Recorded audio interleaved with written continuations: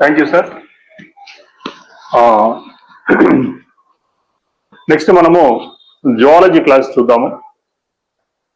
Okay, so ఇప్పుడు మీరు మొత్తం టోటల్ గా వచ్చేసి ఇప్పుడు బాటనీకి సంబంధించిన సిలబస్ మొత్తం చూశారు. సో జువాలజీ క్లాస్ అయిపోయిన తర్వాత నేను జువాలజీ క్లాస్ గురించి వెళ్ళి మాట్లాడతాను. ఓకే, మీకు ఏమైనా డౌట్స్ ఉంటే మీరు నాకు చాట్ బాక్స్ లో చాట్ చేస్తూ ఉండండి. మీకు క్లాసెస్ కావచ్చు, లేకపోతే ఫీజెస్ కావచ్చు, లేకపోతే ఇంకా టైమింగ్స్ కావచ్చు, టెస్ట్ సిరీస్ కావచ్చు, గ్రాండ్ టెస్ట్ కావచ్చు, వాటికి సంబంధించినటువంటి మీ డౌట్స్ ఏదైతే ఉంటాయో అవి కొంచెం ఒకసారి మీరు మీకు ఉన్నటువంటి వాట్సాప్ కదా చాట్ బాక్స్ కదా, చాట్ బాక్స్ లో మీరు ఒకసారి మీ చాట్ చేసినట్లయితే నేను లాస్ట్ కు మీ చాట్స్ అన్ని కూడా నేను చదివి నేను మొత్తం టోటల్ గా మీ డౌట్స్ అన్ని కూడా నేను క్లారిఫై చేస్తాను. ఒకసారి మీరు కింద మన చాట్ బాక్స్ ఉన్నది, క్లాస్ ఎట్లా ఉంటుంది అనేది. ఓకే ఓకే, సో మీరు నెక్స్ట్ మీరు ఏం అనుకుంటున్నారో నాకు ఒకసారి మీరు చాట్ బాక్స్ లో చాట్ చేసినట్లయితే నేను ఇన్ఫర్మేషన్ అనేది ఇస్తాను నేను. Okay right. ఓకే ఓకే, చాలా మంది కూడా ఫీజు గురించే మాట్లాడుతూ ఉన్నారు. ఫీజు అనేది ఎక్కువ ఉందా సార్ అని చెప్పేసి చెప్తా ఉన్నారు. సో ఖచ్చితంగా అండి దాని గురించి మళ్ళీ దాని గురించి మాట్లాడతాను ఖచ్చితంగా. క్లాస్ అయిపోయిన తర్వాత ఫీజు గురించి మొత్తం మాట్లాడతాను. సార్ క్లాసెస్ బోత్ మీడియాలో చెప్తారా? క్లాసెస్ బోత్ మీడియాలో చెప్తామండి. సో మీరు తెలుగు మీడియమా ఇంగ్లీష్ మీడియమా అండి? ఒకసారి ఎవరు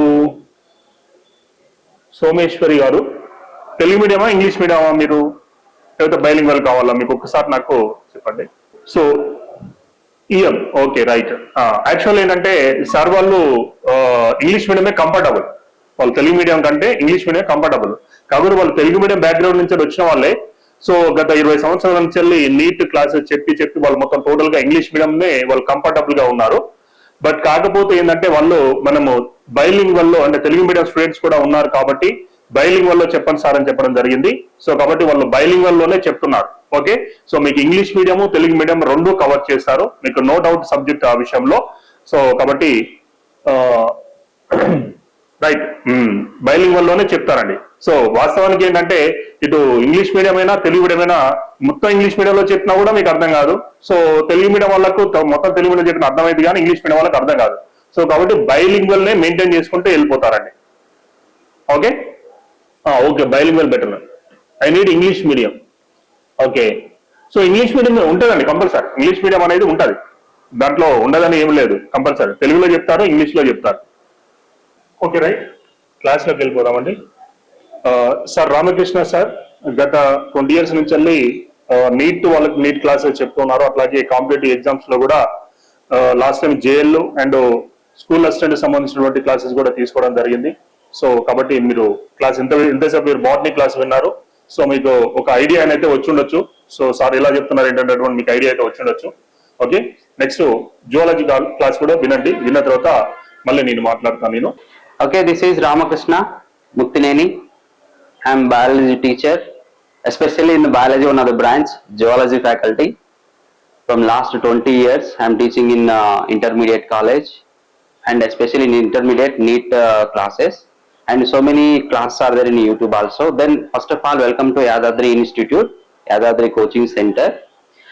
And సో మనం ఓన్లీ ప్రీవియస్ ఇయర్ సంబంధించిన నీట్ స్కూల్ అసిస్టెంట్ సంబంధించి టిఎస్ స్కూల్ అసిస్టెంట్ సంబంధించి ఒకసారి సిలబస్ ని రివ్యూ చేసుకుంటూ ఏమేమి ఎక్స్ప్లెయిన్ చేస్తాము, ఏ లెవెల్లో వెళ్తాం అనేది ఒకసారి డిస్కస్ చేద్దాము. సో యాక్చువల్ గా మనకు బోత్ మీడియం అనేది చాలా ఇంపార్టెంట్. ఓన్లీ నేను English to English medium communicate చేసుకుంటూ పోయినా కూడా ఇక్కడ ఆల్రెడీ స్కూల్లో చేసే వాళ్ళు ఉన్నారు, ఇంగ్లీష్ మీడియం స్కూల్లో చేసినప్పటికీ. సో మన ఎక్స్ప్లెనేషన్ అనేది డీటెయిల్డ్ గా ఉండాలి, కంప్లీట్ ఒక ఐడియా రావాలి అని అంటే ఒక కాన్సెప్ట్ మీద తెలుగులో ఎక్స్ప్లెయిన్ చేసుకుంటూ ఇంగ్లీష్ వర్డ్స్ ని మనం టచ్ చేసుకుంటూ వెళ్దాం. లేదు కంప్లీట్ గా ఇంగ్లీష్ మీడియం అంటే that is your choice, no problem. Okay, so okay first last year లో ఉన్న స్కూల్ అసిస్టెంట్ గురించి ఒకసారి చూద్దాము. దాంట్లో ఏమేముంది, అసలు సిలబస్ ఏంటి. ఇప్పుడు అప్కమింగ్ నెక్స్ట్ ఏప్రిల్లో వచ్చే నోటిఫికేషన్ లో ఈ సిలబస్ కూడా ఆల్మోస్ట్ సేమ్ ఉంటది. There is no major differences. If any differences are there then we can add it, no issue in that.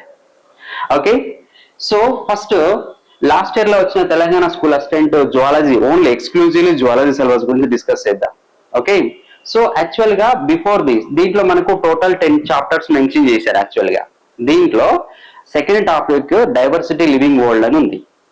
Diversity living world లో క్లాసిఫికేషన్ ఆఫ్ ఆర్గానిజమ్స్ ఉంటది. ఈ classification of organisms లో మనము Animal Kingdom classification ని detail explain చేసుకుంటాం. So అది ఇక్కడ మనకు డిస్ప్లే కావట్లేదు కాబట్టి నేను క్లియర్ గా డిస్కస్ చేస్తున్నాను. దీంట్లో ఉండే నోటిఫికేషన్ లో రైట్ లివింగ్ వరల్డ్ ఇది. So classification in organisms.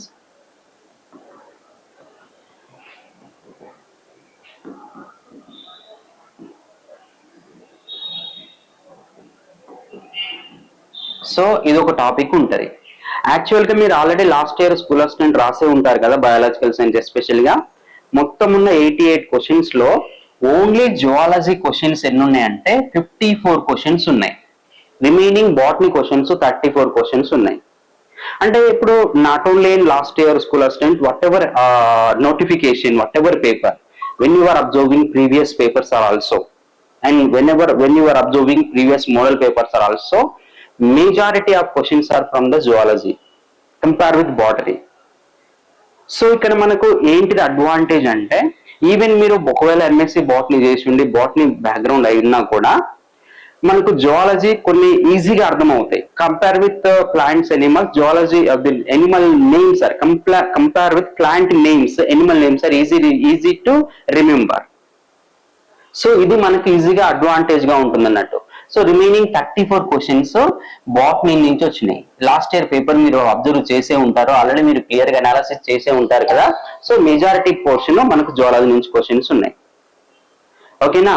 So దీంట్లో ఈ 54 క్వశ్చన్స్ లో ఈ classification of Animal, Kingdom Animalia అని చెప్పాను కదా, ఈ కింగ్డమ్ ఎనిమేలియా నుంచే మనకు అప్రాక్సిమేట్లీ 6 to 7 క్వశ్చన్స్ వచ్చినాయి. అవి రిలేటెడ్ గా యాక్చువల్లీ ఎగ్జాక్ట్ గా ఎనిమల్ కింగ్డమ్ నుంచి 6 క్వశ్చన్స్ వస్తే దాంట్లో మనకు కొన్ని కంపారిజన్ స్ట్రక్చరల్ ఆర్గనైజేషన్ ఎనిమల్ కి అటాచ్ చేస్తూ, ఎనిమల్ ఆర్గనైజమ్స్ ని అటాచ్ చేస్తూ మనకు ఇంకొక 1 క్వశ్చన్ ఉంది. టోటల్ గా ఎనిమల్ కింగ్డమ్ నుంచి, Animal Kingdom are Kingdom Animalia నుంచి 6 to 7 క్వశ్చన్స్ మనకు లాస్ట్ ఇయర్ స్కూల్ అసిస్టెంట్ లో లాస్ట్ ఇయర్ పేపర్ లో కనబడ్డాయి మనకు. So very very important. అయితే దీంట్లో వచ్చే క్వశ్చన్స్ ఏంటంటే మీకు ఆల్రెడీ ఇంటర్మీడియట్ సంబంధించి, ఇది కంప్లీట్ గా మనము స్కూల్ లెవెల్ నుంచి ఇంటర్మీడియట్ టచ్ చేస్తూ ఉంటాం. అయితే compare with school level, in intermediate some little depth is there. మనకు స్కూల్ అసిస్టెంట్ అంటే ఎస్పెషల్ గా majority of questions intermediate questions ని టచ్ చేస్తున్నాడు. అయితే ఈ 54 క్వశ్చన్స్ లో మీరు ఒకసారి అబ్జర్వ్ చేస్తే ఎగ్జాక్ట్ గా మినిమం 35 to 40 క్వశ్చన్స్ మనకి ఇంటర్మీడియట్ డెప్త్ ని బేస్ చేసుకునే క్వశ్చన్స్ రైజ్ చేసినారు. అయితే మనకు అనిపిస్తుంది స్కూల్ లెవెల్ క్వశ్చన్స్ ఎక్కువ ఉన్నాయి కదా అని, స్కూల్ లెవెల్ డెప్త్ అనిపిస్తుంది. కానీ డీటెయిల్డ్ గా మనకి ఇంటర్మీడియట్ లెవెల్ ని తీసుకుంటేనే మనకు ఆ స్కూల్ లెవెల్ లో ఉన్న క్వశ్చన్స్ ఈజీ అయిపోద్ది.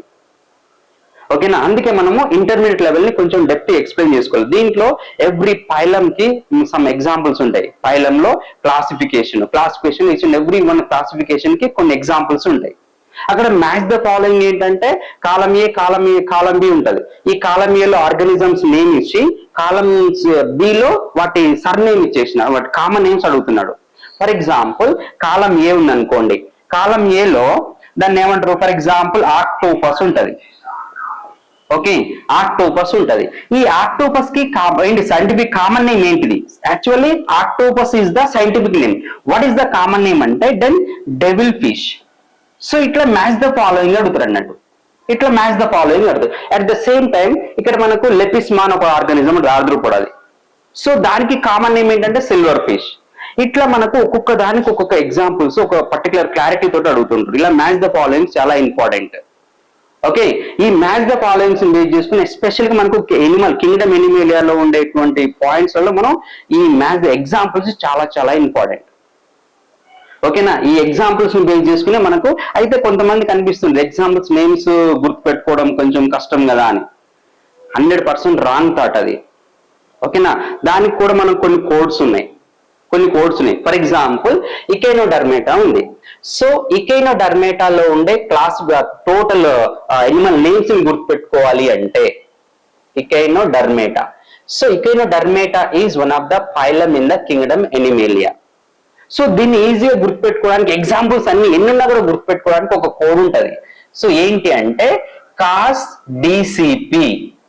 Okay, cos DCP Telangana joint కమిటీకి థ్యాంక్ యూ చెప్పాడు. ఇది ఒక కోడ్. సో ఇందులో ఒక్కొక్క లెటర్ కు ఒక్కొక్క ఎగ్జాంపుల్ ఉంటది. సో నువ్వు కంప్లీట్ ఎకెనోడర్మేట్ ఫైలం అంటే ఈ కాస్ డిసిపి తెలంగాణ టీజేసి కమిటీకి థ్యాంక్ యూ టీక్యూ. సో ఇలా నువ్వు ఈ లెటర్ మీద గుర్తుపెట్టుకుంటే ఆ నేమ్ అనేది ఈజీగా వచ్చేస్తుంది. మనం ఎప్పుడైతే ఈచ్ అండ్ ఎవ్రీ ఫైలం గురించి డిస్కస్ చేస్తామో ఎవ్రీ ఫైలం లో ఆ ఎగ్జాంపుల్స్ ని గుర్తుపెట్టుకోవడానికి ఇట్లాంటి ఒక కోడ్ ప్రిపేర్ చేసి ఉన్నాం. సో ఈజీ అంటే ఈజీ. సో టోటల్ ఎకెనోడర్మేట్ సంబంధించి మీ దగ్గర బుక్స్ ఉన్నాయి కదా, just now open it and see this. మీ దగ్గర ఇంటర్మీడియట్ బుక్స్ ఉన్నాయి కదా, ఓపెన్ చేయండి. అందులో ఉండే ఎవ్రీ సబ్ క్లాసెస్ కి దాంట్లో ఈ ఎగ్జాంపుల్స్ తప్ప వేరే ఏ ఎగ్జాంపుల్స్ లో ఒక్క సింగిల్ ఎగ్జాంపుల్ కూడా మిస్ కాదు. కావాలంటే చెక్ చేసుకోండి మీరు.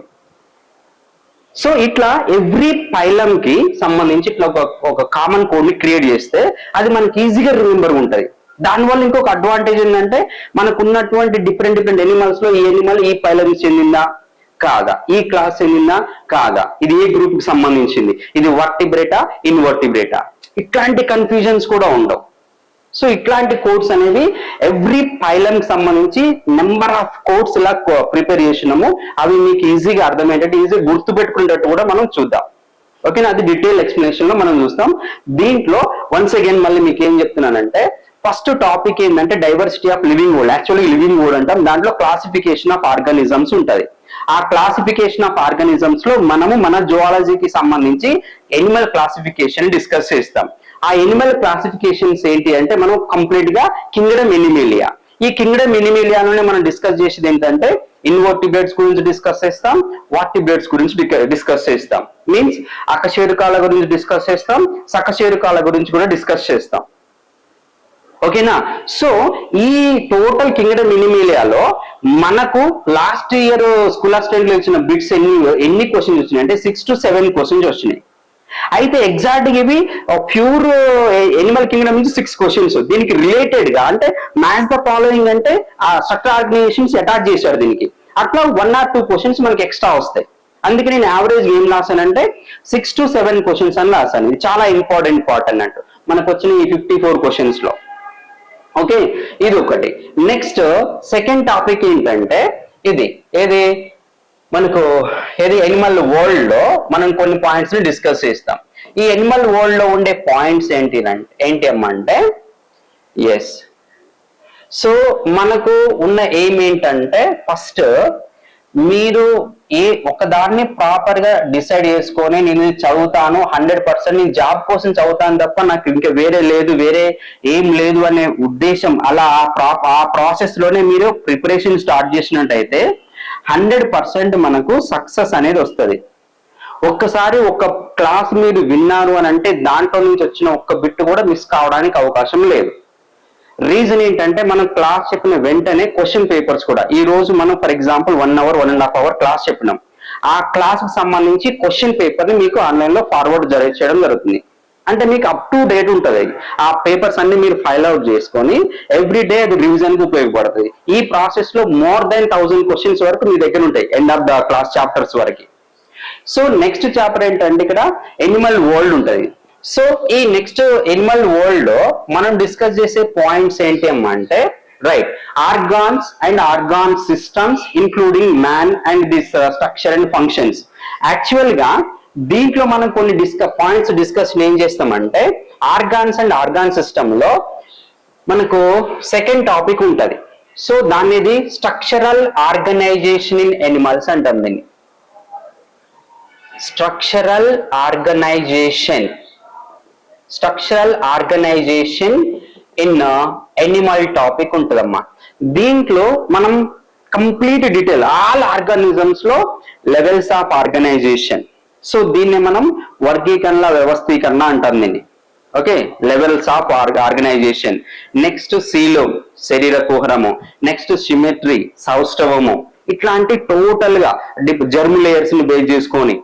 So next diploblastic germ layers ఇవి. నెక్స్ట్ బాడీ సౌష్ఠవం ఎన్ని రకాలుగా ఉంటుంది. ఇప్పుడు ఫర్ ఎగ్జాంపుల్ సౌష్ఠవం ఉంది అనుకోండి. సౌష్ఠవం అంటే డెఫినేషన్ ఏంటి అంటే ఏంటి సింపుల్ గా మీకు తెలిసింది. Then symmetry means the body can be divide into 2 equal antenomers. Okay, the body can be divided into two equal halves or two equal antimeres is the correct scientific word. అంటే ఏదైనా ఒక జీవి యొక్క దేహము రెండు సమాన అర్ధ భాగాలుగా విభజించబడినట్లయితే దాన్ని మనం సౌష్ఠవంగా కన్సిడర్ చేస్తాం. రెండు సమాన అర్ధ భాగాలు అంటే ఏంటి? Two equal antimeres means what? In which in one half whatever organs are present, in another half also the same organs are need to present. For example, if another half one hand is not there and another half hand is there, that is not symmetry. ఇప్పుడు for example ఇప్పుడు మన human being ఉంది, మన బాడీని exact గా ఇట్లా longitudinal binary fusion ఇలా longitudinal sectioning చేస్తే లెఫ్ట్ రైట్ సైడ్ హాఫ్ లో ఏమైతే ఎక్స్టర్నల్ ఆర్గాన్స్ ఉన్నాయో లెఫ్ట్ సైడ్ బాడీ పార్ట్ లో కూడా సేమ్ ఆర్గాన్స్ ఉండాలి. ఫర్ ఎగ్జాంపుల్ ఒక హాఫ్ లో 2 ఐస్ వెళ్ళిపోయినాయి, ఇంకొక హాఫ్ లో ఒక ఐ కూడా లేదు, అప్పుడు మనం దాన్ని సౌష్ఠవం అంటామంటే అనము దీన్ని. అయితే ఇంటర్నల్ ఆర్గాన్స్ కి దీనికి సౌష్ఠవానికి మనం కనెక్షన్ చేయకూడదు, ఓన్లీ ఎక్స్టర్నల్ ఆర్గాన్స్ మాత్రమే టూ ఈక్వల్ యాంటీమియర్ గా డివైడ్ కావాలి, దాన్నే సౌష్ఠవం అంటాం. అయితే మనకు ఈ కింగ్డమ్ మనకు లివింగ్ ఆర్గానిజమ్స్ లో ఇప్పుడున్నటువంటి ఎనిమల్స్ లలో కొన్ని ఆర్గానిజమ్స్ బాడీ అనేది టూ ఈక్వల్ యాంటీమియర్ గా డివైడ్ అవుతుంది, కొన్ని డివైడ్ కాదు. సో డివైడ్ కానటువంటి వాటిని అసౌష్ఠవ జీవులు అంటారు, nothing but asymmetrical organisms. Asymmetrical organisms means what? The body cannot be divided into two equal antimeres from any plan of the body. అంటే బాడీలో ఏ పార్ట్ నుంచి మనం దాన్ని కట్ చేసినా దాని బాడీని టూ ఈక్వల్ యాంటీమియర్ గా మనము డివైడ్ చేయలేము. సో ఈ లెవెల్ అనేది మనకు 10th నుంచి ఇంటర్ కి కనెక్ట్ చేస్తాం, 10th టు ఇంటర్ కి కనెక్ట్ చేస్తాం.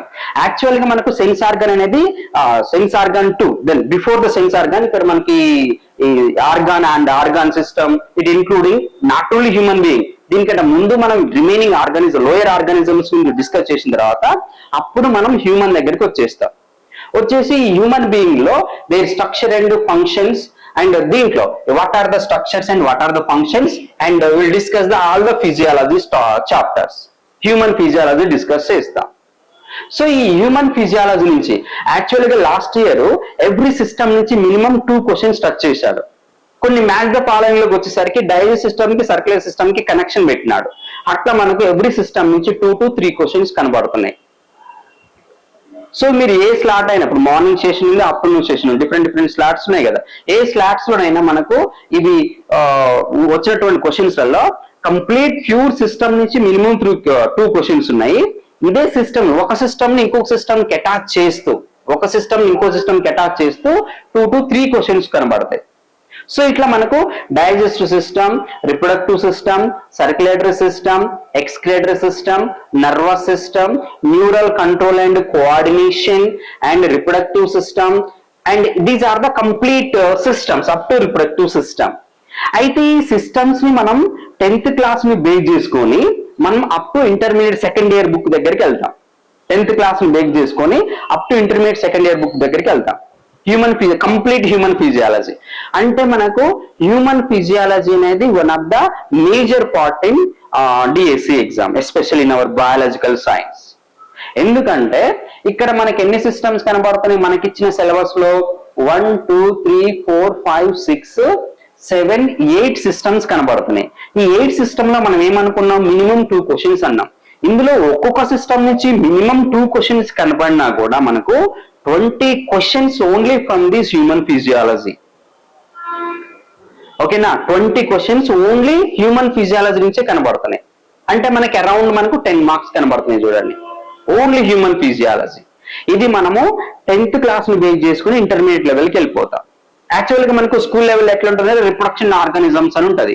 ఈ రిప్రొడక్షన్ ఇన్ ఆర్గానిజమ్స్ అంటే రిప్రొడక్షన్ ఇన్ ప్లాంట్స్ వస్తుంది, రిప్రొడక్షన్ ఇన్ ఎనిమల్స్ వస్తుంది. So then we will discuss only reproduction in animals part. Understood? So ఇలా మనకు కంప్లీట్ ఐడియా కోసం నెక్స్ట్ సెన్సారీ ఆర్గాన్స్. ఈ సెన్స్ ఆర్గాన్ అనేది కంప్లీట్ 9th క్లాస్ బేస్ నుంచి మనం డిస్కస్ చేస్తాం. So each and every then structure and functions of eye, ear and nose, tongue and total 5 sensory organs will discuss. So each and every sensory organ will discuss చేస్తూ ఒక్కొక్క sensory organ గురించి ఒక్కొక్క sensory organ then it is attached with which cranial nerve and how it is coordinating that functions, how it is identify the sensitivity characters from the atmosphere. So ఈ characters అన్ని మనం దీంట్లో discuss చేస్తాం. For example ఒకసారి physiology దగ్గరికి వచ్చేద్దాం. So ఇక్కడ for example digestive system ఉంది హ్యూమన్ ఫిజియాలజీలో. ఈ డైజెస్టివ్ సిస్టమ్ సంబంధించి క్వశ్చన్స్ ఏమొచ్చింది, ఫర్ ఎగ్జాంపుల్ మీరు ఆల్రెడీ మీ దగ్గర పేపర్ ఉంటది, ఆల్రెడీ ఐడియా ఉంటది. For example which hormone is causes the hungry. So ఆకలి కలిగించడానికి ఉపయోగపడే హార్మోన్ ఏంటిది అని. ఓకే, సో దానికి ఆన్సర్ ఏమున్నది అని అంటే అక్కడ మనకు గ్రిల్లిన్. ఓకే, గ్రిల్లిన్ హార్మోన్ అనేది మనకు గ్రిల్లిన్ ఆకలి కలిగించడానికి. సో ఎప్పుడు ఈ హార్మోన్ మన స్టమక్ లోకి రిలీజ్ అవుతుంది, ఎలిమెంటరీ కెనాల్ నుంచి స్టమక్ లోకి రిలీజ్ అవుతుంది అని అంటే మీన్స్ నథింగ్ బట్ డయాస్ట్రాక్ లోకి రిలీజ్ అవుతుంది అంటే whenever the stomach is empty. In this condition, our autonomous nervous system can stimulating to the inner lining of alimentary canal. Then immediately the alimentary canal lining, the inner lining of alimentary canal, endocrine functional cells can release this hormone for causes the hungry feeling. Okay, అంటే elementary stomach ఎప్పుడైతే ఎంటీగా ఉంటుందో మనకు తెలుసు stomach లో minimum 4 to 2 hours ఒకసారి food అనేది store అవుతుంది. 5 hours తర్వాత ఎంటీ అవుతుంది. ఎంటీ అయిన తర్వాత ఇమ్మీడియట్ గా మనకు హంగ్రీ కలిగించే ఒక సెన్సేషన్ అనేది క్రియేట్ అవుతుంది కదా అటానమస్ నర్వస్ సిస్టమ్ తోటి. ఆ సెన్సేషన్ ని క్రియేట్ చేసేది ఏంటిది నర్వస్ సిస్టమ్ కు అంటే ఈ హార్మోన్ గ్రిల్లిన్ హార్మోన్. ఓకే, సో ఆకలి ఇది మనకు లాస్ట్ ఇయర్ ఎగ్జామ్ లో కనపడిన క్వశ్చన్ ఇది. అయితే ఇంకొకటి ఆకలి కాకుండా చేసే hormone. So which hormone is causes to then it is not causes the hungry feeling. So ఏ హార్మోన్ ఆకలిని తగ్గిస్తుంది లేదా ఆకలి అనే ఫీలింగ్ ని కలిగించకుండా ఉంటుంది అనేది ఒక క్వశ్చన్. దానికి ఆన్సర్ ఏంటమ్మా అంటే లెప్టిన్. ఓకే, లెప్టిన్ యాక్చువల్ గా ఆకలి లేకుండా చేసేది లెప్టిన్. ఓకే, ఆకలి లేకుండా చేసేది. ఆకలి కలిగించడానికి ఉపయోగపడే ఆకలిని అనే ఒక సెన్సేషన్ ని క్రియేట్ చేసేది గ్రిల్లిన్. అంటే మనకు మనకు మరి మన భాషలో అంటే మనకు కొన్ని ఈజీగా గుర్తుండాలంటే మనం ఆకలి వేస్తున్నప్పుడు కడుపులో గోపుతుంది, గీక్తుంది, ఎరకలు పరిగెడుతుంది అంటాం కదా, ఆ గీక్తుంది గ్రిల్లిన్. ఓకే, ఆకలి లేదు లేదు లేదు లెప్టిన్. సో ఇట్లాంటి కొన్ని గుర్తుపెట్టుకుంటే ఆకలి కలిగించడానికి గ్రిల్లింగ్ జీ అంటే మనకు కడుపులో ఆకలి వేస్తుంటే ఆకలి గీకుతుందా నాయన కడుపులో తినాలి సెన్సేషన్ వస్తుంటది కదా, గీకుతుంది ఆకలి వేస్తుంది. So grilling. ఆకలి లేదు తినబుద్ధి అవ్వట్లేదు, ఆకలి లేదు లేదు లేదు మీన్స్ లెప్టిన్. అంటే whenever the stomach is fulfilled with the food. Okay, stomach ఎప్పుడైతే ఫుడ్ తోటి ఫుల్ఫిల్ అవుతుందో అప్పుడు గ్రీన్ హార్మోన్ లెవెల్ తగ్గి లెప్టిన్ హార్మోన్ లెవెల్ పెరుగుతాయి. సో అప్పుడు మనకు ఆటోమేటిక్ గా ఆకలి అనే సెన్సేషన్ అనేది కలగదు. సో ఇట్లా మనకు నాట్ ఓన్లీ దిస్, ఇట్లా మనకు elementary canal, digestive gland. So elementary canal లో ఉండే టోటల్ మౌత్ టు యానస్ వరకు ఉన్న పార్ట్స్ గురించి డిస్కస్ చేస్తాం. సో మౌత్ టు యానస్ అంటే mouth, oral cavity, pharynx, oesophagus, stomach, small intestine, large intestine. So stomach is open into the U shape, the J shape stomach is open into the C shape structure, that is the duodenum. It is open into the jejunum. It is open into the ileum, that will open into the colon of the large intestine. Okay, that is cecum of the large intestine, that is the first part of the large intestine, which is open into the colon, that is open into the rectum. Finally that will open into the anus. So ఒక్కొక్క organ ని మనం రాసుకున్నప్పుడు for example మనం mouth గురించి రాస్తున్నాం. Then the mouth is present bit, that is opening. Okay, that is the one opening. That opening means that opening is present between two lips. Upper and lower lips are there in this. Okay, it is just opening. So with the help of this mouth, the food is enter into the alimentary canal. Ingestion of food. So ఒక animal లో లేదా మనం only human physiology తీసుకుందాం. Then through which structure the food is enter in to the alimentary canal means mouth, where the mouth is means between two lips it is. Then this opening is leads to into the oral cavity. It is open into the oral cavity. So oral cavity is one of the large cavity. Then inside the oral cavity the mechanical digestion will take place. Mechanical digestion means what? The large or complex food materials are converted into smaller particles. It is called a mechanical digestion. Ante physical ga food anedi large sized particles nunchi small particle ga convert ayye process e manaku mechanical digestion. So then which structures are helps to mechanical digestion in oral cavity? Means tooth, means teeth and tongue. ఇక్కడ tongue function ఏంటిది?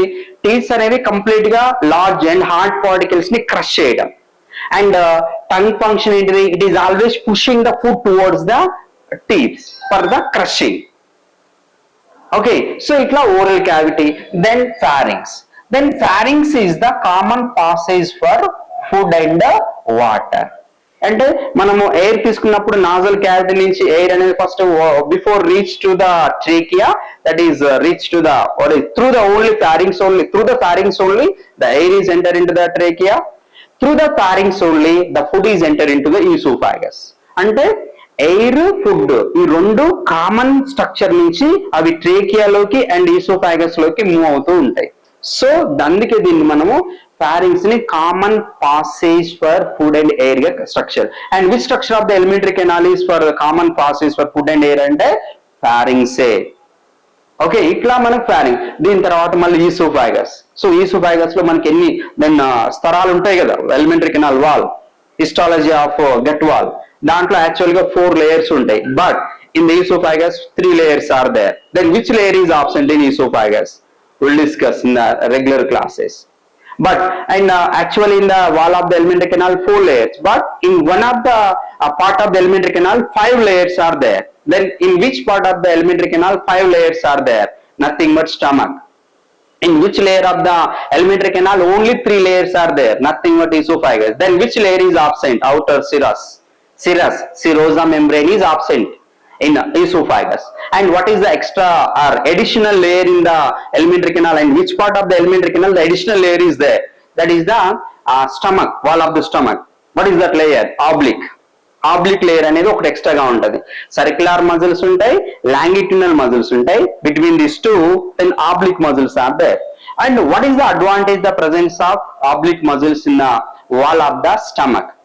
So ఈ oblique extra muscle layer ఉండడం వల్ల use ఏంటిది అనేటువంటిది కూడా ఒక question.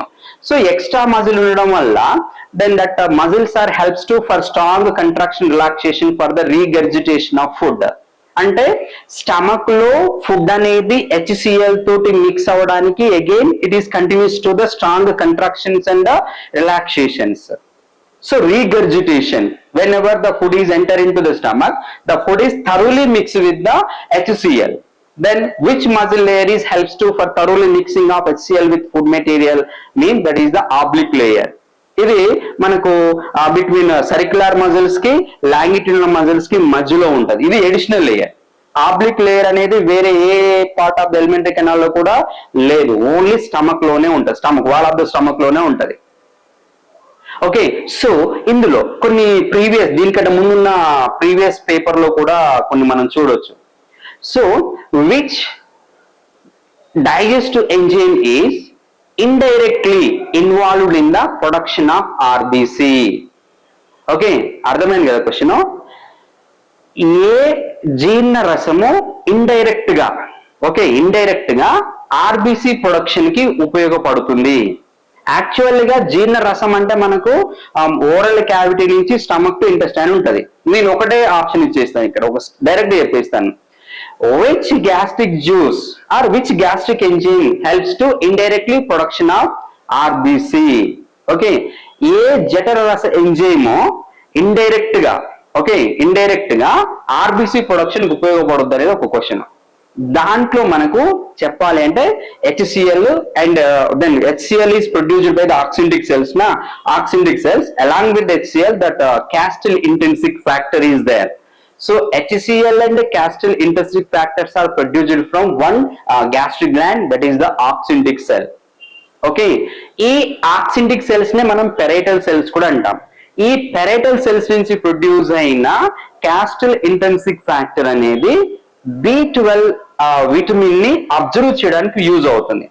ఇప్పుడు మనం తీసుకున్న ఫుడ్ లో బి కాంప్లెక్స్ విటమిన్స్ అనేవి మొత్తము మనం మళ్ళీ మైక్రోవిలై నుంచి అబ్జర్వ్ కావాలి అంటే సర్టైన్ ఫ్యాక్టర్స్ ఎసెన్షియల్. ఓకే, ఆ ఫ్యాక్టర్స్ లో వన్ ఆఫ్ ద ఫ్యాక్టర్ ఏంటిదంటే for absorption of vitamin B12 cyanocobalamin, that is what is Castle intrinsic factor.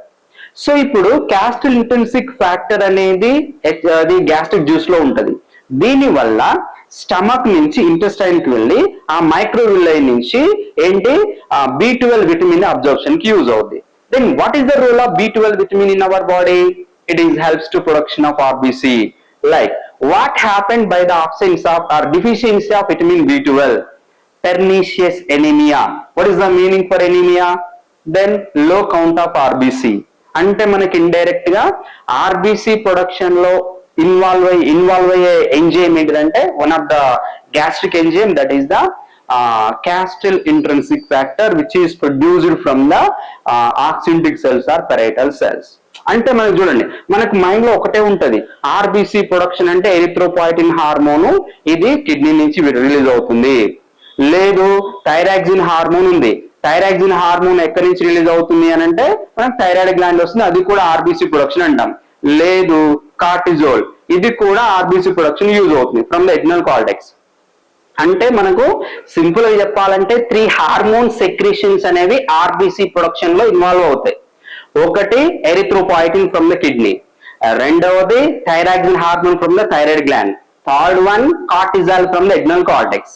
ఇట్లా ఈ 3 హార్మోన్స్ ఆర్బిసి ప్రొడక్షన్ లో ఉంటాయి. ఇక్కడ మనకు హార్మోన్స్ ఆర్బిసి ప్రొడక్షన్ లో ఉన్నది, బట్ ఎంజైమ్స్ అనే వర్డ్ మనకు అసలు రాలే. అంటే ఎండోక్రైన్ గ్లాండ్ సెక్రెట్ చేసిన సెక్రేషన్స్ హార్మోన్ ఇది ఆర్బిసి ప్రొడక్షన్ లో ఉన్నది, కానీ ఎంజైమ్స్ రిలీజ్ చేసే గ్లాండ్స్ యొక్క రోల్ అనేది మనకు తెలియదు. బట్ ఇక్కడ మనకు ఇండైరెక్ట్ గా యూజ్ అయ్యే ఎంజైమ్ ఏంటిదంటే, then enzyme means gastric gland ఏంటిదంటే ఆక్సెంటిక్ ఆర్ పెరైటల్ సెల్స్. ఇంకో ఇట్లాంటి కొన్ని మనకు యాక్చువల్ గా అది మనకు అవుట్ ఆఫ్ సిలబస్ కాదు, మనకు దానికి రిలేటెడ్ ఇస్తాడు. మన నాలెడ్జ్ లెవెల్ ని టెస్ట్ చేయడానికి యాక్చువల్గా మనకి నెంబర్ ఆఫ్ టైమ్స్ వినే ఉంటాం. పెర్నిషియస్ ఎనీమియా అంటే ఏంటిది, మనకు డైరెక్ట్ గా ఆర్బిసి కౌంట్ తగ్గడం. సో ఆర్బిసి కౌంట్ ఎందుకు తగ్గుతుంది అని అంటే, then by the deficiency of vitamin B12. మన విటమిన్ B12 అబ్జర్వ్ కావాలి అంటే that is absorbed in to the blood by the second factor. The second factor is the castyl intrinsic factor, act as a mediator. ఇప్పుడు cast intrinsic factor ఏం చేస్తా అంటే ఒక మధ్యవర్తి act ఉంటది, ఇది మధ్యవర్తి క్యాస్ట్ ఇంట్రెన్సిక్ ఫ్యాక్టర్ B12 ఇక్కడ ఉంది, ఇది ఏం చేస్తుంది ఇక్కడ నుంచి ఇక్కడ తీసుకొస్తుంది. ఇది లేదనుకోండి B12 విటమిన్ అనేది బ్లడ్ లోకి అబ్జర్ప్షన్ జరగట్లేదంటే it is not stimulating to the bone marrow for the RBC production. అంటే ఆటోమేటిక్ ఏమవుతుంది, ఆర్బిసి కౌంట్ తగ్గుతుంది. అయితే మీరు అనుకోవచ్చు ఇప్పుడు ఎరిథ్రోపాయిటిన్ ఉంది, థైరాక్సిన్ ఉంది, కార్టిసోల్ ఉంది, ఇవి కూడా RBC. Of course 100% me doubt కరెక్టే, కానీ వాటితో పాటు B12 విటమిన్ కూడా మెచ్యురేషన్ ఆఫ్ ఆర్బిసిలో యూజ్ అవుతుంది. అయితే మీరు ఎప్పుడైనా ఇట్లాంటి క్వశ్చన్స్ వింటున్నప్పుడు, ఇప్పుడు నార్మల్ ఎనీమియా పర్సన్ ఉన్నాడు అంటే ఆర్బిసి కౌంట్ తక్కువైనప్పుడు ఆర్బిసి మెచ్యూర్ ఆర్బిసిస్ అనేవి కంప్లీట్ గా తగ్గుతాయి. బట్ పెర్నిషియస్ ఎనీమియాలో ఆర్బిసిస్ ఉంటాయి కానీ మెచ్యూర్ నార్మల్ అంటే ఇమ్మెచ్యూర్ ఆర్బిసిస్ ఉంటాయి కానీ మెచ్యూర్ ఆర్బిసిస్ ఉండవు. అయితే what is the difference between mature RBCs and immature RBCs? Immature ఆర్బిసిలోనేమో న్యూక్లియస్ ఉంటది, మెచ్యూర్ ఆర్బిసిలలో న్యూక్లియస్ ఉండదు, న్యూక్లియస్ అండ్ సెల్ ఆర్గనెల్స్ ఉండవు. At the same time in immature RBC haemoglobin is absent, but in mature RBC haemoglobin present. అంటే haemoglobin ఉన్నప్పుడు మాత్రమే ఆర్బిసికి oxygen bind చేసే కెపాసిటీ ఉంటుంది లంగ్స్ లో, otherwise there is no chance. అంటే ఇక్కడ ఇమ్మెచ్యూర్ నుంచి మెచ్యూర్ కావడానికి యూజ్ అయ్యే విటమిన్ ఏంటిదంటే B complex, nothing but B12. అంటే ఇక్కడ మెచ్యూర్ ఆర్బిసిస్ లేదు అంటే నథింగ్ బట్ దాన్ని మనం పెర్నిషియస్ ఎనీమియా కన్సిడర్ చేస్తాం. ఈ టైప్ ఆఫ్ పర్సన్ లో వచ్చే సింటమ్స్ ఏంటి అని అంటే, then oxygen level is decreased in this person. ఇక్కడ చూడండి ఇండైరెక్ట్ గా ఇంకొక ఫంక్షన్ కూడా వచ్చేసింది, ఆక్సిజన్ లెవెల్ బ్లడ్ బాడీలో తక్కువ అవడానికి కూడా రీజన్ ఏంటంటే ఆర్బిసి కౌంట్ లో ఉండడం. ఇక్కడ నెంబర్ ఆఫ్ ఆర్బిసిస్ ఎక్కువ ఉన్నాయి, but immature RBCs are more than the mature RBCs. Okay, immature RBCs ఉన్నా కూడా యూజ్ లేదు కదా, ఎందుకంటే మెచ్యూర్ ఆర్బిసి ఉంటేనే దాని మీద హిమోగ్లోబిన్ ఫామ్ అవుతుంది, ఆ హిమోగ్లోబిన్ అనేది ఆక్సిజన్ బైండ్ చేస్తుంది, అది లంగ్స్ నుంచి టిష్యూస్ కి అప్లై చేస్తుంది. సో ఇంత చైన్ సిస్టమ్ ఉంటుంది అన్నట్టు ఇది. సో ఈ డైజెస్ట్ సిస్టమ్ లో మనం each and every part of the alimentary canal అంటే మౌత్ టు యానస్ వరకు ఏ పార్ట్స్ అయితే వస్తాయో అవన్నిటి కూడా ఇన్ డెప్త్ గా మనం డిస్కస్ చేద్దాం. ఎందుకంటే మనకు then we have more 3 to 4 months time నా. సో మనం 100% కూర్చున్నాం చదవడానికి, ఇంకేముందిగా దీని మీద మనం డీటెయిల్ గా తీసుకుంటే మనకు బయాలజీలో బై మార్క్స్ రావాలి, ఇంక్లూడింగ్ బాటనీ అండ్ జువాలజీ. దాంట్లో అసలు మార్క్స్ దగ్గర కాంప్రమైజ్ కావడానికి లేదు. బిట్ కనపడింది అంటే నెక్స్ట్ అసలు అది మనం చేయలేకపోతున్నాం అన్న ఫీలింగ్ కూడా రావద్దు. సో ఫర్ ఎగ్జాంపుల్ ఒక క్లాస్ అయిపోయింది అనుకోండి, ఆ క్లాస్ అయిపోయిన తర్వాత మీరు ఏవైనా రిఫరెన్స్ బుక్స్ తీసుకుని చదవండి, బిట్స్ ఎన్ని మెటీరియల్ అందులో బిట్ పోతే అడగండి.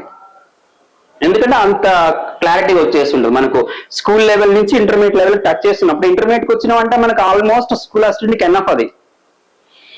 ఓకే, సో ఇంకా రెస్పిరేటరీ సిస్టమ్ దగ్గర నుంచి చూద్దాం. సో డైజెస్ట్ సిస్టమ్ నుంచి clarity and respiratory. So respiratory system లో మనం నాస్ట్రిల్స్ టు ఆల్వియోలై దగ్గరికి వస్తుంది అమ్మా. ఇందులో మనకి ఏంటంటే మనకు తెలుసు nostrils, nasal cavity, nasopharynx and again pharynx and what is epiglottis, glottis and trachea, bronchi, bronchioles and alveoli, terminal bronchioles and alveoli. ఇంతవరకు మనకు తెలిసిందే, ఇది కామన్ వ్యూ. సో మనము నార్మల్ బ్రీతింగ్ తీసుకున్నప్పుడు ఎంత ఎయిర్ తీసుకుంటాం, then volumes and capacities it is must. So మనకు తెలిసిన పాయింట్ ఏంటంటే ట్రేకియా వస్తుంది, ట్రేకియా నుంచి బ్రాంక్యూలోకి వెళ్తుంది. ఇక్కడ ఒక పాయింట్ మనం డిస్కస్ చేయాలి.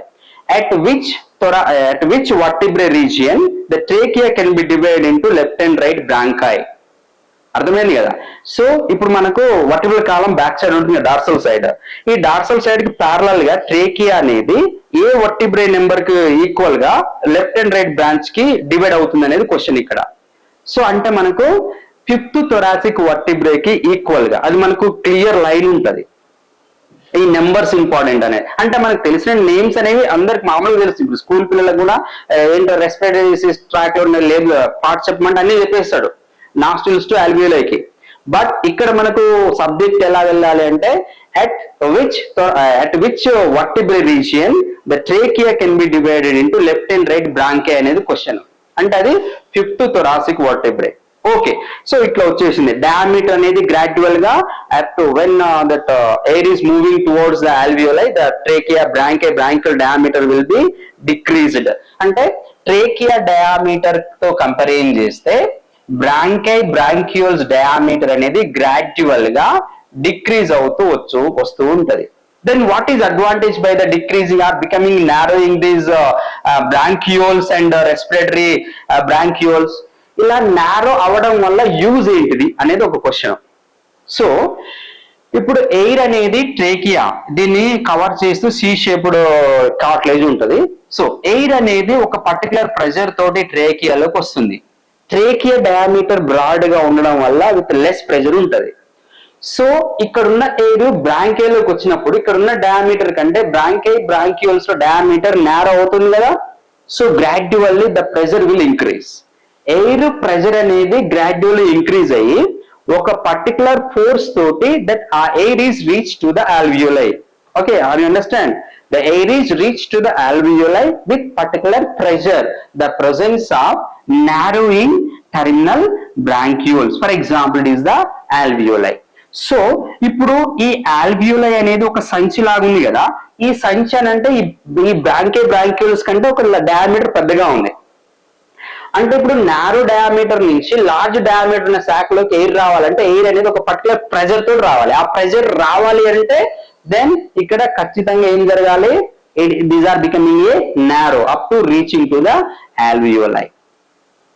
సో ఇట్లా క్వశ్చన్ ఇక్కడ మనకు తెలిసిన విషయం ఏంటంటే ట్రేకియా కంటే బ్రాంక్యూల్స్ నారోగా ఉంటాయి. బ్రాంక్యూల్స్ కంటే బ్రాంక్యూల్స్ ఇంకా నారోగా ఉంటాయి. Then what is advantage? అలా నారోగా ఉండడానికి రీజన్ ఏంటి? అందుకే దీన్ని ఇన్వర్టెడ్ ట్రీ లాగా కన్సిడర్ చేస్తారు. ఇలా మొత్తం ఇంటర్నల్ స్ట్రక్చర్ అయితే దీన్ని మొత్తం తిరగబెట్టినాం అనుకోండి, 3 బ్రాంచెస్. ఇప్పుడు ఒక చెట్టు ఎలా ఉంటుంది, ఇటు చెట్టు మొదలు, ఇవి 3 బ్రాంచెస్ గ్రాడ్యువల్ గా నారో ఎట్లా అయిపోతాయి? దీనివల్ల అడ్వాంటేజ్ ఏంటి అంటే ఇప్పుడు ప్లాంట్ లో కూడా మీరు క్లియర్ గా అబ్జర్వ్ చేయొచ్చు. ప్లాంట్ లో దాని రూట్స్ దగ్గర దాని మొదలు అనేది పెద్దగా ఉంటది. సో గ్రాడ్యువల్ గా అది టర్మినల్ పాయింట్స్ కి ఎండ్కి వచ్చేటప్పటికి నారో అవడానికి రీజన్ ఏంటి? దానివల్ల అడ్వాంటేజ్ ఏంటి అంటే నారో స్ట్రక్చర్ నుంచి వాటర్ కానీ మినరల్స్ కానీ ఒక పర్టికులర్ ప్రెజర్ తోటి టర్మినల్ లీవ్స్ కి వెళ్ళిపోతుంది. That is the advantage, the presence of this narrowing condition in plant as well as in the respiratory tract. Okay, ఇక ఎయిర్ వచ్చేసింది. దెన్ నార్మల్ ఇన్స్పిరేషన్ లో ఎంత ఎయిర్ తీసుకుంటాము, నార్మల్ ఎక్స్పిరేషన్ లో ఎంత ఎయిర్ ని రిలీజ్ చేస్తాము. Then inspiration how much air is enter, by the expiration how much air is exit. Then volumes లో మనం ఏం డిస్కస్ చేస్తాం, టైడల్ వాల్యూమ్ డిస్కస్ చేస్తాం, ఇన్స్పిరేటర్ రిజర్వ్ వాల్యూమ్ డిస్కస్ చేస్తాం, expiratory reserve volume and residual volume. Total 4 volumes ని discuss చేస్తాం. And along with that, capacities. Then group of volumes is called capacities. Actually మరి ఈ ఎయిర్ ని దేంతో మెజర్ చేస్తారు? ఓకే, సో దీన్ని ఒక ఎక్విప్మెంట్ తోటి యూజ్ చేస్తారు, దాన్నే స్పైరోమీటర్ గా కన్సిడర్ చేస్తారా. ఇంకో ఈ స్పైరోమీటర్ యాక్చువల్ గా మీకు ఈ పాయింట్ ఐడియానే ఉంటది. సో థర్మామీటర్ తోటేమో టెంపరేచర్ ని, స్పైరోమీటర్ తోనేమో ఎయిర్ వాల్యూమ్ ని మెజర్ చేస్తారనే విషయం మనకు తెలుసు. బట్ ఇప్పుడు మనం చెప్పిన ఈ 4 వాల్యూమ్స్ ఉన్నాయి కదా, ఒకసారి రివైజ్ చేసుకున్న మైండ్ లో. Tidal volume TV, inspiratory reserve volume IRV, expiratory reserve volume ERV and residual volume RV. ఈ 4 వాల్యూమ్స్ ఉన్నాయి కదా. ఇన్ దిస్ 4 వాల్యూమ్స్, ఓకే, ఇచ్చినటువంటి 4 వాల్యూమ్స్ లలో which volume is not able to recognized by the spirometer చేత గుర్తించబడినటువంటి volume ఏది అని అడుగుతాడు. అర్థమైంది కదా క్వశ్చన్. మనకు వచ్చే 4 ఆప్షన్లే. ఈ 4 ఆప్షన్స్ ఇచ్చేస్తాడు. ఏంటిది? Tidal volume, inspiratory, expiratory and residual volume ఇస్తాడు. ఓకే, సో దీంట్లో స్పైరోమీటర్ ఫైండ్ అవుట్ చేయండి, గుర్తించలేనటువంటి వాల్యూమ్ ఏంటిది అని అడుగుతాడు. ఓకే, గాలి విలువ ఏదని అడిగితే అప్పుడు మనకు రెసిడ్యువల్ వాల్యూమ్ ఆర్వి వాల్యూమ్ గా ఆన్సర్ ని తీసుకోవాలి. రీజన్ ఏంటంటే, what is the meaning for residual volume? Okay, after expiration during the forcible expiration, the remaining amount of air volume within the lungs. అంటే మనం ఒకసారి ఫోర్స్బుల్ గా ఎయిర్ ని exalt చేసిన తర్వాత, లంగ్స్ నుంచి బయటికి పంపించిన తర్వాత, some amount of air is still present inside the alveoli. Okay, అంటే మనము ఉచ్ఛ్వాసము నిశ్వాసం అంటాం కదా. నార్మల్ ఎక్స్ప్రెషన్ వేరు, ఫోర్స్బుల్ ఎక్స్ప్రెషన్స్ వేరు. ఓకే, నార్మల్ ఎక్స్ప్రెషన్ చేసినప్పుడు లార్జ్ అమౌంట్ ఆఫ్ ఎయిర్ ఉంటుంది, దాన్ని మనం ఫంక్షనల్ రెసిడ్యువల్ కెపాసిటీలో అక్కడ డిస్కస్ చేస్తాం, అది సెకండ్ థింగ్. ఇక్కడ రెసిడ్యువల్ వాల్యూమ్ అంటే by the forceful expression the remaining amount of air volume in the lungs is called residual volume. Okay, దీనికి ఇది మొత్తం ఆల్వియోలైలోనే ఉండే వాల్యూమ్. ఇది లోనికి వచ్చినప్పుడు వస్తుంది, బయటికి వెళ్ళలేదు కాబట్టి ఇది లంగ్ లో ఉంటుంది. కాబట్టి అంటే స్పైరోమీటర్ ఏం చేస్తుంది, నాస్ట్రిల్ నుంచి లోనికి వచ్చేదాన్ని ఫైండ్ అవుట్ చేస్తుంది, నాస్ట్రిల్ నుంచి బయటకు వచ్చేదాన్ని ఫైండ్ అవుట్ చేస్తుంది. లంగ్స్ లో ఉన్నదాన్ని ఫైండ్ అవుట్ చేయలేదు. ఇప్పుడు టీవీని ఫైండ్ అవుట్ చేస్తుంది, టైడల్ వాల్యూమ్ ని ఫైండ్ అవుట్ చేస్తుంది, ఇన్స్పిరేటర్ రిజర్వ్ వాల్యూమ్ ని ఫైండ్ అవుట్ చేస్తుంది, ఎక్స్పిరేటర్ రిజర్వ్ వాల్యూమ్ కూడా ఫైండ్ అవుట్ చేస్తుంది.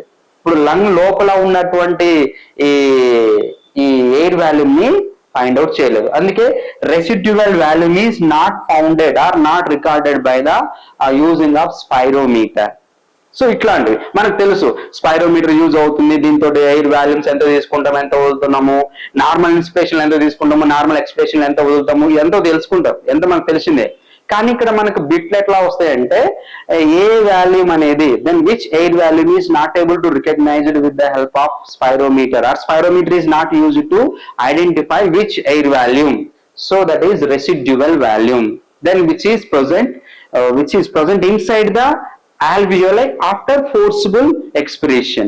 అంటే దెన్ ఫోర్సిబుల్ ఎక్స్పిరేషన్ తర్వాత కూడా లంగ్స్ లో రిమైనింగ్ ఉండేది, అది తటస్థంగా ఉండే ఎయిర్ వాల్యూమ్ అంటారు. రెసిడ్యువల్ వాల్యూమ్ అంటే తటస్థంగా ఉండేది, ఇది ఖచ్చితంగా ఉండేది ఇది. ఓకే, సో ఇట్లా మనకు రెస్పిరేటరీ సిస్టమ్ లో then different parts. Next circulatory system ని. ఫస్ట్ సర్క్యులేటరీ సిస్టమ్ ఎవరు ఫైండ్ అవుట్ చేసినారు? You know that father of circular system nothing but William Harvey, మీకు తెలిసిన పాయింట్. సో ఈయన ఫస్ట్ ఎట్లా ఫైండ్ అవుట్ చేసిండు, ఏ ఎనిమల్స్ లో ఫైండ్ అవుట్ చేసిండు, ఈయన ఫైండ్ అవుట్ చేసిన దాన్ని బేస్ చేసుకుని ఫస్ట్ ఈయన రక్తనాళాలు సిరల్ని గుర్తించినాడా, ధమనులను గుర్తించినాడు. ఈయన గుర్తించినప్పుడు దీనికి ఈయన కంటే ముందున్న శాస్త్ర సైంటిస్టులు ఉన్నారు కదా, సో సో వాళ్ళలో కొంతమంది శాస్త్రవేత్తలకు సంబంధించి కొంతమంది సైంటిస్ట్ ని డిస్ప్రూవ్ చేసిండు. సర్క్యులర్ బ్లడ్ ఉంటది బాడీలో, బ్లడ్ లేదు కాదు, బ్లడ్ ఉంటది, అది రక్తం ఎర్రపు రంగులోనే ఉంటది రక్తం అనేది, మొత్తం కూడా క్లియర్ గా ఎక్స్ప్లెయిన్ చేసింది నేనే. అండ్ రక్తం అనేది రక్తనాళాల్లోనే ప్రవహిస్తుంది తప్ప శరీర కూరంలో మీన్స్ బాడీ క్యావిటీలో ప్రవహించదు అనే విషయాన్ని ఫస్ట్ మొట్టమొదటిగా మనకు ఎక్స్ప్లెయిన్ చేసింది ఎవరంటే విలియం హార్వేనే. ఓకే, సో అట్లా మనకు circular system, structure of heart, internal structure ఒక ఓకే మనకున్న స్కూల్లో బుక్స్ లలో కంప్లీట్ గా ఏమి ఇస్తారంటే మనకు తెలిసిన విషయం ఏంటంటే structure of heart, anterior chambers are auricles and posterior chambers are called ventricles and auricles are smaller than the what is ventricles. ఇవి మనకు తెలుసు. auricles are collecting chambers, ventricles are pumping chambers. Then we know very well regarding this. Okay, so ఇక్కడ మనకు questions point ఎట్లా చేస్తారంటే మనకు heart beat ఉంది for minute కి, you know that 70 to 75 time 75 action potential for minute కి 70 to 75 action potentials అనేవి మనకి ఇక్కడ cyano atrial node SAN node నుంచి జనరేట్ అవుతాయన్న విషయం మనకు ఐడియా ఉంది. దీన్నే యావరేజ్ ఏం చేస్తామంటే 72 బీట్స్ పర్ మినిట్స్ గా కన్సిడర్ చేస్తారు. ఈ 72 బీట్స్ పర్ మినిట్ లో ఒక beat 1 beat equal to 1 heart beat, 1 heart beat equal to 1 cardiac cycle. Complete గా ఒక కార్డియాక్ సైకిల్ ని ఒక హార్ట్ బీట్ గా, ఒక హృదయ స్పందనగా కన్సిడర్ చేస్తారు అన్నట్టు. సో ఇప్పుడు ఒక హార్ట్ బీట్ లో then how much blood volume is pumped out from each ventricle in a single heart beat. ఒక హృదయ స్పందనలో ప్రతి వెంట్రికిల్ నుంచి ఎంత బ్లడ్, ఎంత పరిమాణంలో రక్తం అనేది పంపిణీ చేయబడుతుంది అనేది ఒక క్వశ్చన్. దాన్ని మనము స్ట్రోక్ వాల్యూమ్ లో ఫైండ్ అవుట్ చేస్తాం. So you know that stroke volume అంటే మనకేంటి, each ventricle pumped out blood volume during the ventricular systole. Okay, ventricular systole ventricles యొక్క సంకోచం వలన ఈచ్ వెంట్రికిల్ నుంచి అంటే ఒక్కొక్క వెంట్రికిల్ నుంచి ఎంత బ్లడ్ పంప్ అవుతుందంటే దాన్ని మనం స్ట్రోక్ వాల్యూమ్ ఎస్విగా కన్సిడర్ చేస్తాము. That is equal to 70 millilitres. ఇది కూడా ఓకే. అయితే మనకు క్వశ్చన్ ఎట్లా ఇస్తారంటే ఒక వ్యక్తి యొక్క హృదయ స్పందన రేటు ప్రతి నిమిషానికి 100, then 100 beats per minutes. Okay, ఇప్పుడు మనకి ఏం చెప్తున్నాం, దీన్ని ఎక్స్ప్లెయిన్ చేద్దాం రా.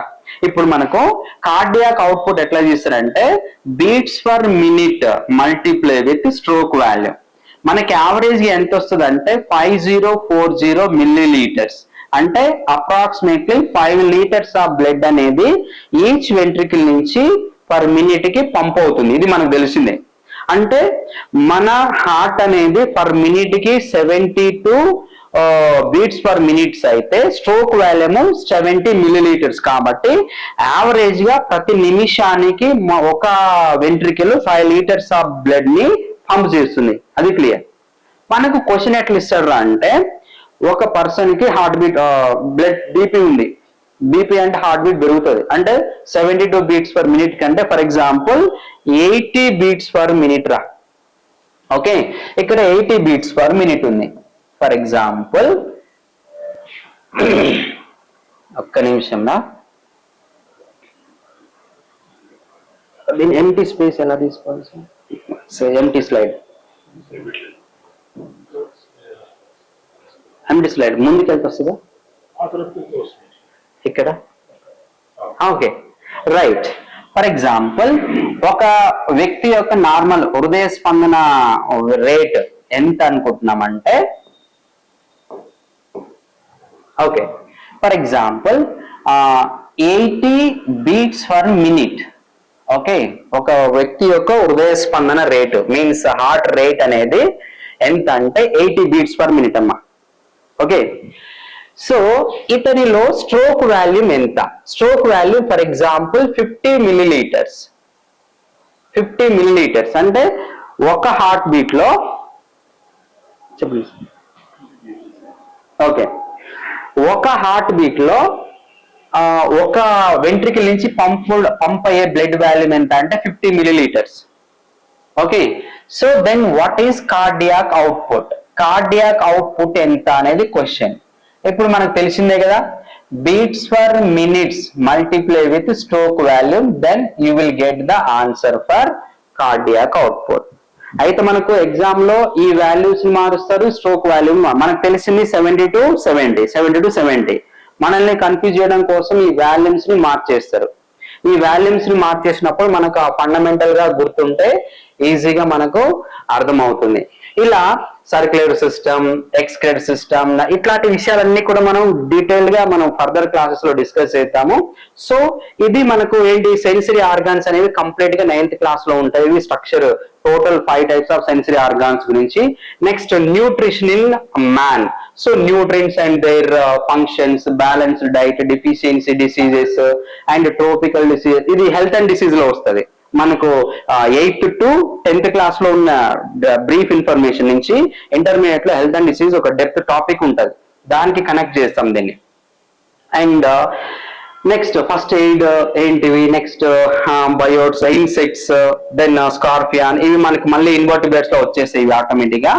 అండ్ ఫ్రాక్చర్స్, మనకు లోకోమోషన్ మూమెంట్ బోన్స్ లో ఏ టైప్ ఆఫ్ ఫ్రాక్చర్స్ ఉంటాయి, దాన్ని ఎట్లా మనము నార్మల్ ఫస్ట్ ఎయిడ్ చేసుకోవాలి. Then life skills, then wild animals, next domesticated animals, wild animals and domestic elements, and economical importance animals. మనం ఇంతకుముందు బాటనీ క్లాస్ లో మనం ఎకనామికల్ ఇంపార్టెన్స్ ప్లాంట్స్ డిస్కస్ చేసినాం కదా, ఇది economical important animals and Animal husbandry. Okay, and Animal advance నుంచి ఇక్కడ ఫిషికల్చర్, sericulture, poultry, ఇక్కడ ఎనిమల్ బయోటెక్నాలజీ అప్లికేషన్స్ ఉంటాయి.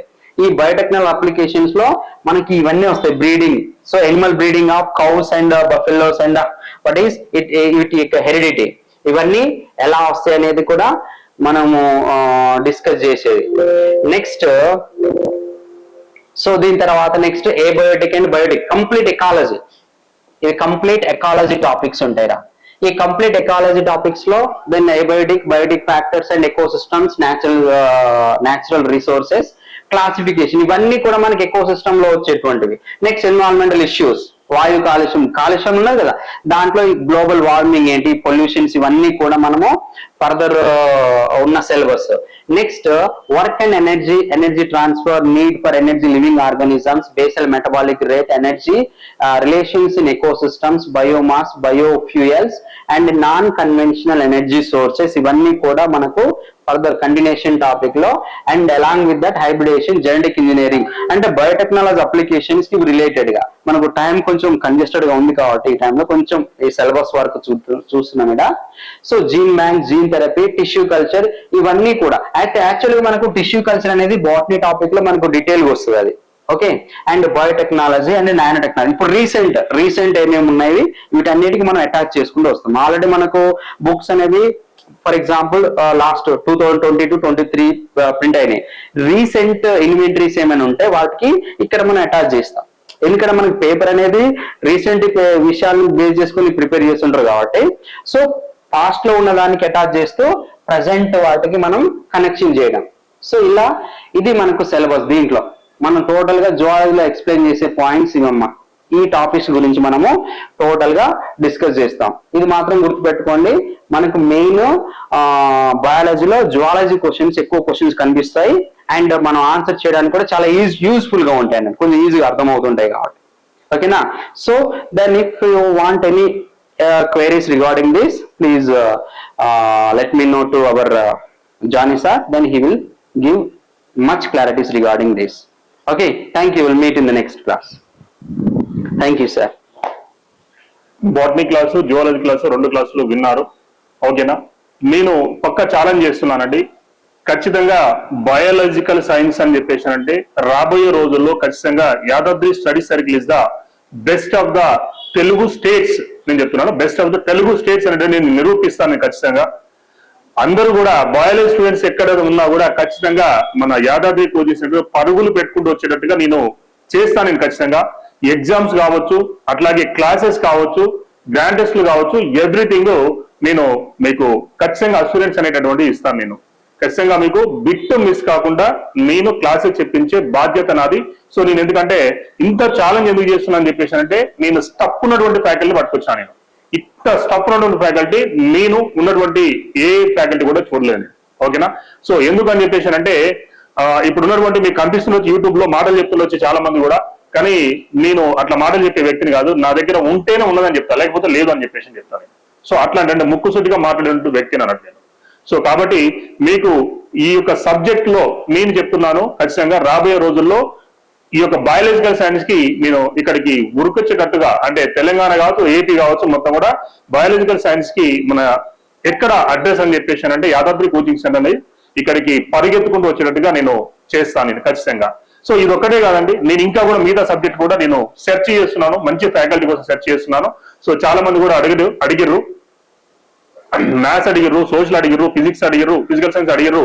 ప్రతి ఒక్కటి 1 by 1 నేను స్టార్ట్ చేసుకుంటూ వెళ్ళిపోతా ఉన్నాను నేను. సో కాబట్టి ఇవి కూడా క్లాసెస్ అనేటువంటిది స్టార్ట్ చేస్తాను. సో మీరు అంటే ఇక్కడ వచ్చిన వాళ్ళు ఏంటంటే ఇక్కడ ఫీజు సార్ ఎక్కువ ఉందని చెప్పేసి అంటున్నారు. సో 4,500 రూపాయలు మీకు పెట్టింది ఫీజు. సో అది నా దృష్టిలో ఏంటంటే మీరు నేర్చుకునే సబ్జెక్ట్ కి చాలా చాలా చాలా లిటిల్ అమౌంట్. ఎందుకంటే మొన్న మా పక్కింటి ఆవిడ ఒక ట్యూషన్ అబ్బాయిని పంపిస్తే ఆవిడ చదివిందంటే 6th క్లాస్, వాడికి పర్ మంత్ వచ్చేసి 4,000 రూపీస్ వానికి ట్యూషన్ ఫీజు అన్నట్టు. ఓకేనా, ట్యూషన్ ఫీజు డిగ్రీ అయిపోయినటువంటి అబ్బాయి వచ్చేసి క్లాసెస్ చెప్పి వెళ్ళిపోతా ఉన్నాడు, 4,000 రూపీస్ ఫీజు అన్నట్టు. సో 1 month, ఓకేనా, 1 month. వాడు ఎవడు 6th క్లాస్ మాత్రమే, వాడు చదువుకునే 6th క్లాస్ మాత్రమే. కానీ ఇక్కడ మీకు మీ భవిష్యత్తును డిసైడ్ చేసేటటువంటి సబ్జెక్ట్స్ అండి ఇవి. ఇంటర్మీడియట్ స్కూల్ నుంచి వెళ్ళి ఇంటర్మీడియట్ వరకు మీకు టోటల్ గా మీకు సబ్జెక్ట్ అని నేర్పిస్తారు ఇక్కడ. సో మీరు ఫర్దర్ గా ఇన్ కేస్ ఆఫ్ జాబ్ రాకపోయినా నెక్స్ట్ మీరు అంటే మీరు జూనియర్ కాలేజీలో క్లాస్ చెప్పుకునే విధంగా కూడా మీరు తయారవుతారు మా దగ్గర. ఓకేనా, మీకు అంత సబ్జెక్ట్ అనేటువంటిది మేము ఇవ్వడం జరుగుతుంది అన్నట్టు. ఖచ్చితంగా బయాలజికల్ సైన్స్ లో మీరు మాస్టర్ అయిపోతారు. ఖచ్చితంగా మీరు దీంట్లో సబ్జెక్ట్ లో మీరు రేపు రాబోయేటటువంటి కాంపిటేటివ్ ఎగ్జామ్ లో డిఎస్సి స్కూల్ అసిస్టెంట్ లో జాబ్ సాధించే విధంగా మేము ప్రిపేర్ చేస్తాం అట్లా అన్నట్టు. ఓకేనా, సరే మీరు అడిగారు కాబట్టి నేను ఫీజు అనేటటువంటిది మీరు నాకు కాల్ చేయండి, కాల్ చేసి మాట్లాడండి ఫీజు విషయం. సో నేను ఫీజు విషయం గురించి మాట్లాడతాను. నేను మాట్లాడి ఎంతో కొంత తక్కువ చేసుకుందాం, ముందుకెళ్ళిపోదాం. ఒక ఫీజు దగ్గర ఆగిపోదండి. ఓకేనా, సో ఫీజు ఎక్కువగా ఉంది కదా అని చెప్పేసి ఆగిపోదు. ఎందుకంటే నేను ఇక్కడ ఈ రోజు క్లాస్ అంటే ప్రతి 1 hour కి వచ్చేసి మనము సార్ వాళ్ళకి చాలా పే చేస్తాం మనము. సో ఇట్లాంటి అవర్స్ చాలా అవర్స్ అవుతాయి అన్నట్టు. సో మీరు పే చేసి ఒక 2 days అమౌంట్, అంతకంటే ఎక్కువ ఉండదు. ఓకే, 1 or 2 days అది 4,000 పేసి ఒక 1 or 2 days 2-3 hours అమౌంట్ అన్నట్టు అది. ఓకే, సో కాబట్టి వాళ్ళు చాలా స్టఫ్ ఉన్నటువంటి ఫ్యాకల్టీ తీసుకురావడం జరిగింది. వాళ్ళకి ఎక్కువ పేమెంట్స్ అనేటువంటి ఉంటాయి కాబట్టి సో నేను ఆ ఫీజు అనేటటువంటిది పెట్టడం జరిగింది అన్నట్టు.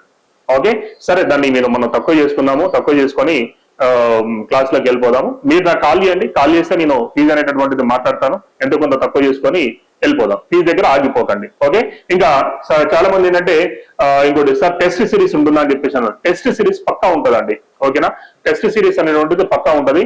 టాపిక్ అయిపోయిన వెంటనే మీకు బిట్స్ అనేటువంటి ప్రిపేర్ చేస్తాం. మీకు బయట దొరికే మీకు వాట్సాప్ గ్రూప్లలో అక్కడ ఇక్కడ వస్తున్నాయి మీకు. సో మేము టెస్ట్ సిరీస్ కండక్ట్ చేస్తున్నాం అని చెప్పేసి అట్లాంటి టెస్ట్ సిరీస్ కాదు, ఇక్కడ ప్రాంప్ట్ గా ఫుల్ స్టఫ్ ఉన్నటువంటి క్వశ్చన్స్ అనేటువంటిది ఇవ్వడం జరుగుతూ ఉంటుంది. ఓకేనా, సో ఆ తర్వాత క్వశ్చన్ పేపర్ కూడా ఎక్స్ప్లెనేషన్ అనేటువంటిది చేస్తాం మేము ఇక్కడ. సో కాబట్టి మీరు ఆ విషయంలో డౌటే లేదు. ఆ తర్వాత గ్రాండ్ టెస్ట్లు కూడా కండక్ట్ చేస్తాం. ఇంకొకటి ఏంటంటే మెయిన్ ఏంటంటే మెథడ్స్ అడుగుతా ఉన్నారు. ఓకే, మెథడ్స్ అడుగుతా ఉన్నారు. మెథడ్స్ కూడా నేను మంచి ఫ్యాకల్టీని సెర్చ్ చేస్తా ఉన్నాను. సో ఎందుకంటే మళ్ళీ తెలుగు మీడియంలో చెప్పే వాళ్ళు ఉన్నారు, కానీ బైలింగ్వల్ లో కనీసం ఇంగ్లీష్ మీడియం కాకపోయినా బైలింగ్వల్ లో చెప్పే ఫ్యాకల్టీ చాలా తక్కువగా ఉన్నారు. సో నేను వాళ్ళ కోసం నేను సెర్చ్ చేస్తా ఉన్నాను. సో ఖచ్చితంగా మెథడ్ కూడా పెట్టుకున్నాము, కాకపోతే దానికి సపరేట్ అమౌంట్ అనేటువంటిది ఉంటుంది. ఓకే, సో ఆ తర్వాత జీకే అండ్ కరెంట్ అఫైర్స్ అంటే జీకే అండ్ కరెంట్ అఫైర్స్ మన దగ్గర ఫ్యాకల్టీ ఉన్నారండి. సార్ వచ్చేసి మనకు రాజేందర్ శర్మ సార్, తెలుగు స్టేట్స్ లో ఇప్పుడు ఉన్నటువంటి మన తెలంగాణ స్టేట్ లో నెంబర్ 1 ఫ్యాకల్టీ కరెంట్ అఫైర్స్. ఎందుకంటే రెగ్యులర్ గా క్లాసెస్ అనేటటువంటి తీసుకుంటా ఉన్నారు సారు, వేరే కోచింగ్ సెంటర్ లో తీసుకుంటా ఉన్నారు సారు. సార్ వచ్చేసి రాజేందర్ శర్మ సార్. మీరు యూట్యూబ్ లో క్లాసెస్ ఉంటాయి, ఒకసారి చూసుకోండి మీరు, Rajender Sharma sir classes. Okay, so అది మీకు ఉన్నటువంటి మెథడ్స్ అంటే పర్ఫెక్ట్ ఎడ్యుకేషన్ కూడా మంచి ఫ్యాకల్టీ ఉన్నాడు మన దగ్గర. సో బైలింగ్వల్ చెప్తారో లేదో తెలియదు, ఒకవేళ నేను చూస్తాను, నేను బైలింగ్వల్ చెప్పే విధంగా ఉంటే నేను తీసుకొస్తాను, నేను ఖచ్చితంగా చెప్తాను నేను. ఓకే, రైట్ అండి. సో మీరు మీ ఫ్రెండ్స్ అందరు కూడా షేర్ చేయండి.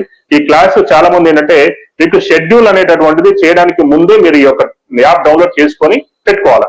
అప్పుడు మా యొక్క షెడ్యూల్ అనేటువంటిది మీకు కనపడుతుంది అన్నట్టు. మా క్లాసెస్ అన్నీ వస్తాయి అన్నట్టు. సో చాలా మంది ఏంటంటే మీ ఇప్పుడు క్లాస్ స్టార్ట్ అయిన తర్వాత 6 గంటలకు 7 గంటలకు 6 గంటల క్లాస్ స్టార్ట్ అయిన తర్వాత చాలా మంది యాప్ డౌన్లోడ్ చేసుకున్నారు.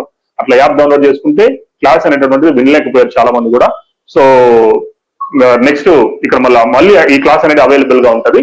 మీరు మన యాప్ లో అవైలబుల్ గా ఉంటది, యాప్ లో చూసుకోవచ్చు. ఓకే రైట్, థ్యాంక్ యూ అండి, thank you, all the best అందరికి కూడా. మీరు మళ్ళీ రేపు నాకు కాల్ చేయండి, రేపు కాల్ చేయండి. సో మళ్ళీ మేము కూడా కాల్ చేస్తాం, ప్రతి ఒక్కరు కూడా కాల్ చేసి మేము కనుక్కుంటాం మేము. ఓకే రైట్, థ్యాంక్ యూ అండి, ఆల్ ద బెస్ట్.